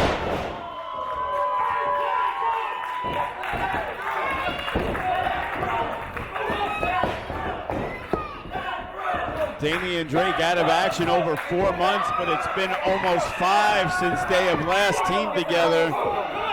And these two are like brothers. Yeah, I think so much alike, but Death Proof has had so much time together. Able to work on everything as a team. Oh my God, right to the back of the head. Goes Jay, but he gets a 2 count out of it. You know, even when Damian Drake was still the No Limits champion, he got Matt Vandergrift to move to Vegas, and they were already in talks about working together as a team. You know, they hung out together, they became best friends, they became tag team champions, and here we are now. But Death Proof isn't going to just give up these titles. Oh, definitely not. We've seen everything Death Proof has given to FSW. And we've seen the heart of Cutthroat Cody as he went to war with Nick Gage a couple of months back. The most violent match in FSW history. He's still standing, and him and Jacob Austin Young are still defending championships after going through that.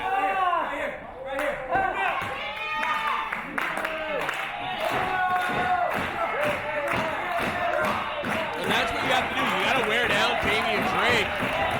You got to mess with his cardio a little bit, even if it was for that brief moment that Jacob Austin Young was in control. I'll tell you what, he's been out of action a long time, just recently came back. But man, this guy's down here almost every day, and I would definitely not question his cardio.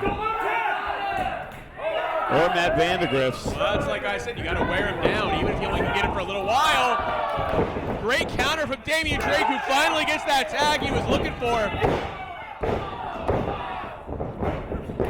And right now, Matt Vandergrift, but the reversal from Jacob Austin Young. Oh man, look at the way he just intertwined those fingers. Cody, nowhere to go.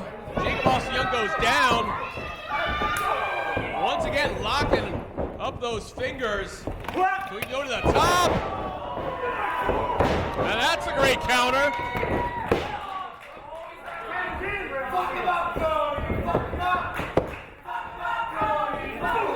And Cody just laying in the forearms on Matt Vandergrift. And Cody, if you notice, he took him right to him and Jacob Austin Young's corner. Come on, Cody! Get up there! 1, 2, 3, 4! Come on! Come on! Cutthroat Cody, an FSW original, with us from day one. I didn't come to lose. Hey, let's go then. You will! I don't know if you caught it. Cody saying they didn't come here to lose. They came here to leave the arena tonight with the FSW titles still in their possession.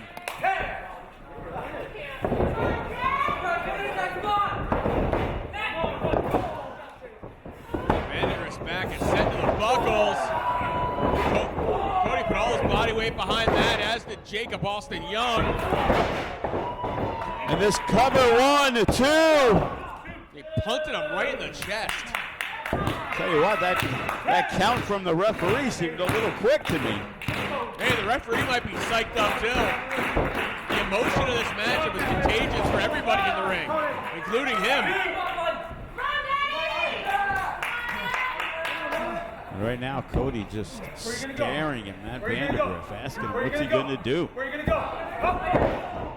Where are you going to go? As it looks like Vandergrift might be making a tag, but Cody is stopping him. He's like asking him, where are you going to go? Taunting him, essentially. You know, bottom line is they may get along a little better, but Cody and Jake still remember getting hit with that baseball bat. Still remembers it, and we remember Cody's past. He can have a personality shift in a heartbeat.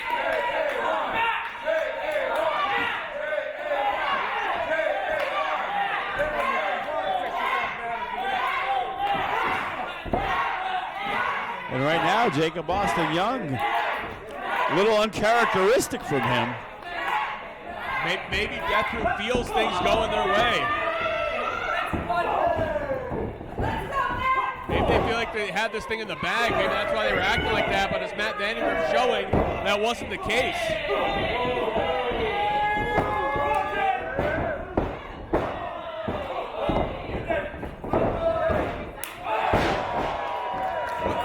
Vandergriff somehow rebounded after being leveled. And both men, they are down. I can't believe Vandergriff popped back up. But both men, to reach their partners, have to pass each other.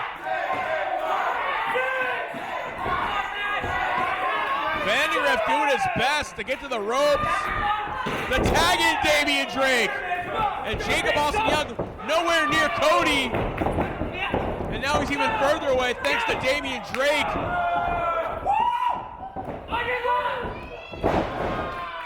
And the clothesline from the left side from Damian Drake as the crowd getting behind the Unguided. And we're back to how this match started off. Jacob Austin Young and Damian Drake.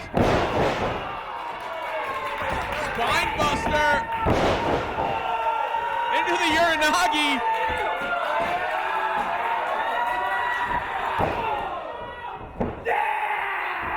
And Cody says it's done, it's over with. Brainbuster.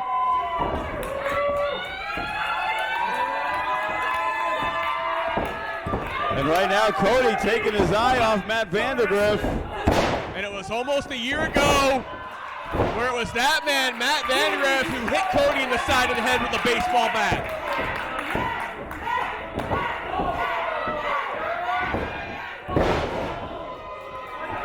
Backdrop driver. Out goes Vandergriff. What a matchup this is. Death Proof and the Unguided battling for the FSW Tag Team Championships. And this match could go either way.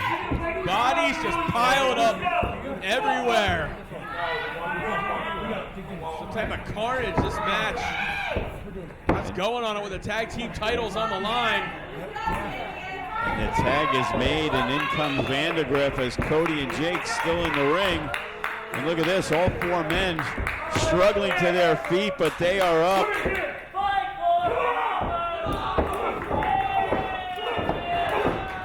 And we got a firefight now. Damian Drake slingshots to the outside, but he gets caught. And we got a slugfest with Cody and Matt in the ring. And look at that, as Vandergriff and Cody were going at it, Jake Boston Young connected. And look at this, Cody going up top. Top rope elbow. Is that savage enough to win it? No. And everybody in this building thought that Death Proof was going to be victorious. But some way, somehow, Matt Vandergriff was able to kick out before the referee's hand hit the mat for the 3 count. And now Jacob Austin Young rolling Damian Drake. And I'm gonna guess and say Cody and Vandergriff for the legal men. I don't even know at the moment here. But right now you gotta say Death Proof's in a better position or not. Shows you how fast the Unguided can change a matchup. And look at this, now it's the Unguided. Buckle bomb, snake eyes, spear, high cross body. Again, look at how quick the Unguided can change the course of a match.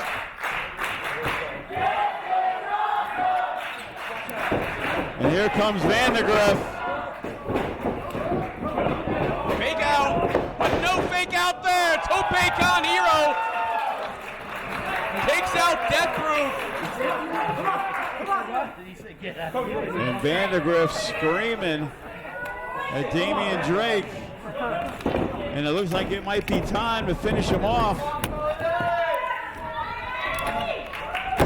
Frog splash! Vandegrift, it's with so much impact, it hurts him too.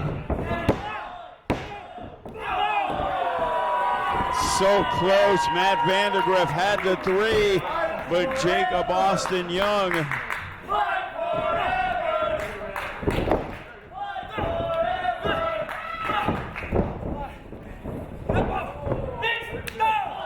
we got a war for the tag team titles.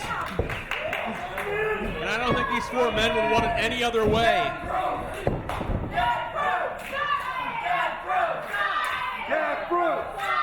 Well, we got Cody sitting in the electric chair. But what's Davey Drake gonna do here? Oh my God! Poison Rana from Cody!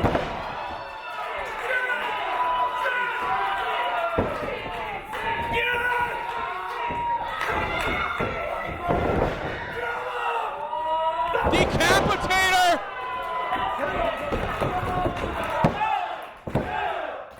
Whoa! Your winners and still FSW Tag Team Champions, Death Proof! What a match. Death Proof somehow pulls out the victory, shocking the crowd. What a match these 2 just had.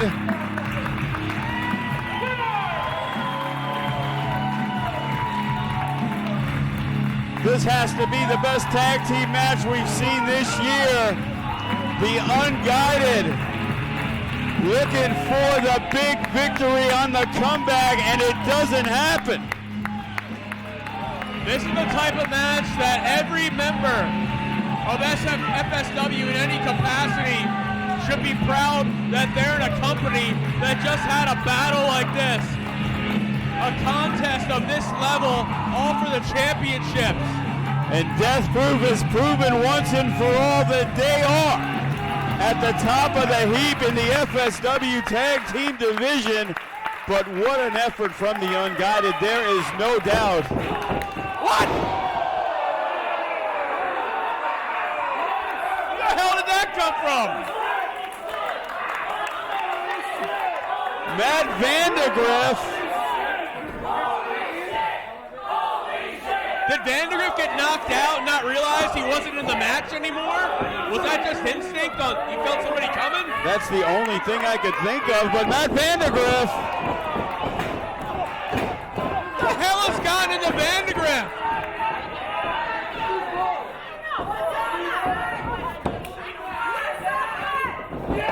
Damian Drake's been back for a little over 2 weeks.